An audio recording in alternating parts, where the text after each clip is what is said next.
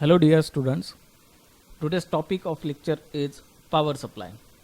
You might have seen in many applications it requires power supply. This power supply actually gives the electrical power for electrical circuits in the form of voltage and current. This power supply is of two types. One is called as AC power supply. This AC power supply is used for domestic and industrial applications in worldwide. All the electrical devices and appliances like fridge, air conditioner, fan, motor pump, light, bulbs, electric irons, electric geysers, induction, etc. They work on AC power supply. In India, the domestic power supply is of 230 volt and the current rating is 5 ampere. This power supply has a frequency of 50 Hz. The AC supply is very simple to generate and can be distributed to various places with the help of transmission lines. The strength of AC power supply can be easily increased or decreased with the help of transformer.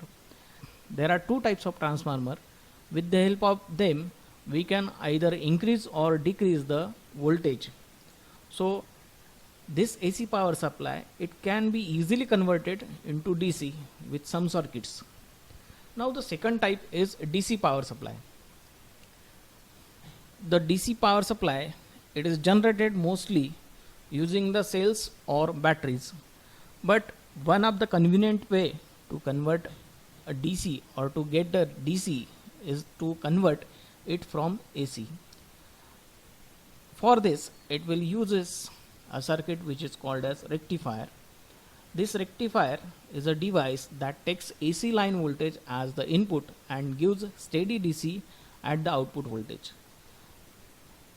Along with the rectifier, some more circuits are required to construct a DC power supply. Now let us see what is the need of regulated power supply. All the modern electronic devices, they are designed and fabricated using semiconductor ICs. These ICs dissipate very less power. ICs consist of smaller semiconductor components. Due to small rise, there is a excessive heat in the components. This heat may damage the IC. Therefore, to increase the life of ICs, ultimately the devices require a regulated power supply. So, this power supply should give a constant voltage without less dissipation of power. So this is the need of regulated power supplies. Now this regulated power supplies comprise of many circuits, in which one of the circuit which is called as rectifier is the essential part, because this rectifier converts AC voltage into DC. So rectifier, it is an electronic circuit that converts bidirectional current into unidirectional current. The main component is the diode which is used in rectifier. This diode conducts only in one direction when they are in forward bias mode. Hence it is the main rectifying element used in rectifier. The power supply distributed by the power companies is AC, and all the electronic equipments works only on DC power. Therefore, to create DC, it is convenient to convert it from AC. So here it is the need to convert AC into DC with the help of rectifier.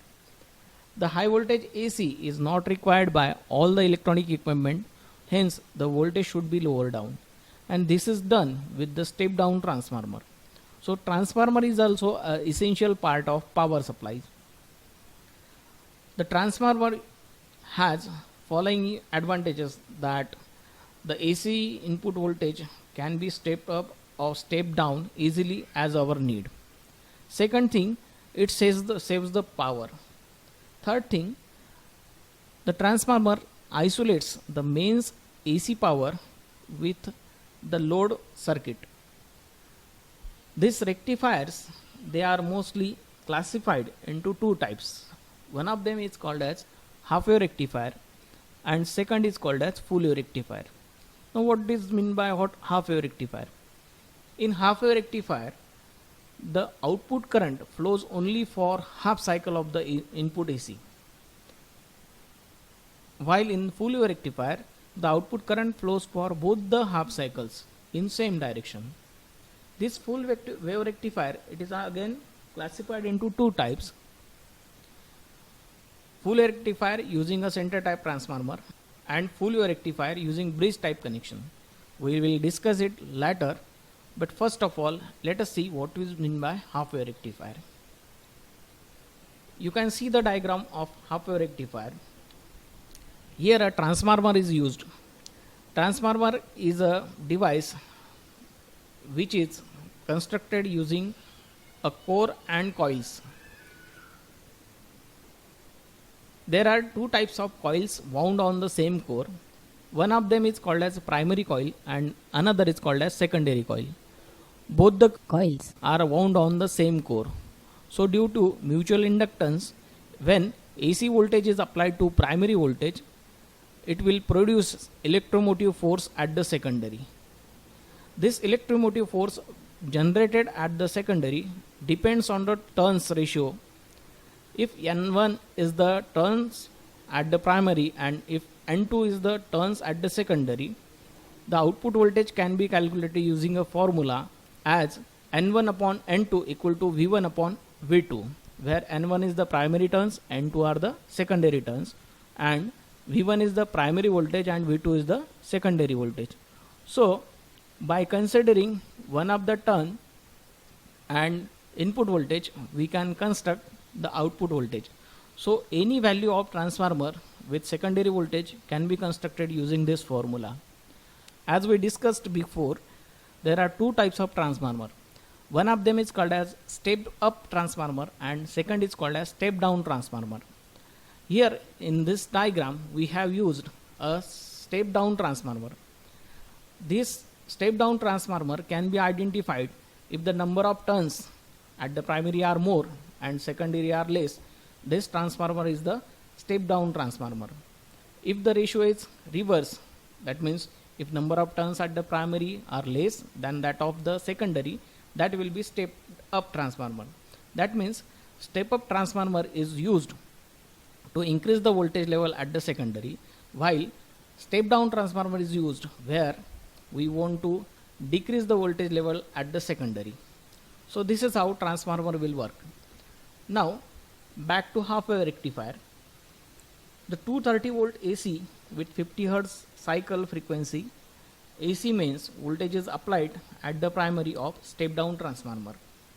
This voltage is transferred at the secondary with the reducing voltage and there is no change in the frequency. Transformer also create the isolation between AC mains and the connected circuit at the load.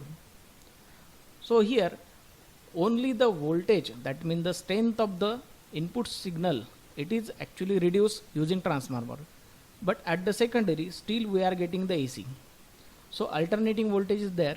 Suppose at the top of the secondary, if that point is positive with respect to the other point, then during the positive half cycle of secondary AC input voltage, this diode connected will be forward bias.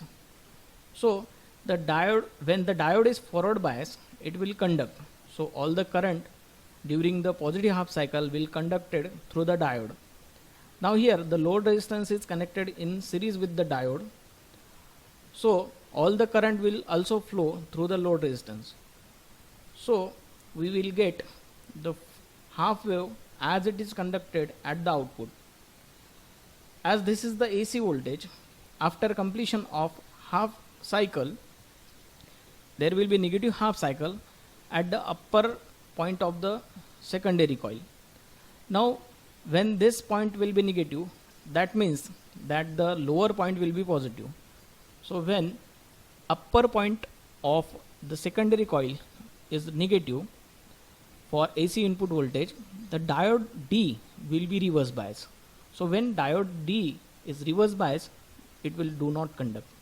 So the current does not conduct through the diode and it will offer high resistance for the path of current. Hence during negative half cycle, if there is no current through the diode, obviously there will be no current through the load resistance too. So here no voltage will be developed or dropped across load resistance. So the voltage during the negative half cycle will be 0. So in this way, the diode will conduct alternately for positive half cycles of AC input voltage. These cycles are repeated, so at the output we will get only half waves are rectified and they are getting at the output, and all the negative half cycles they are eliminated from the output. So here we can say that the AC voltage it is converted into a positive half cycles only. That means a bidirectional current it is converted into unidirectional current using this rectifier. Now what will be the value of DC voltages? We can take an example. Suppose a secondary voltage after calculation is suppose 10 volt at the secondary.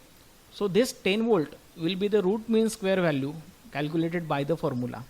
This value must be converted into the peak value, because when this voltage is to be measured, we will use a voltmeter and DC voltmeter will be there, and this value only the peak value will be shown by the meters. So that is why for calculating part we have to convert it into peak value or max value. So this is done using a formula, as when we get the root mean square value at the secondary, this should be multiplied by root 2.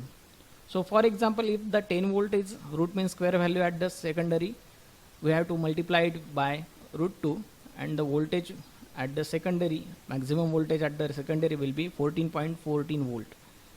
Now to calculate the DC or average value, we have to use a formula which is nothing but peak value divided by pi.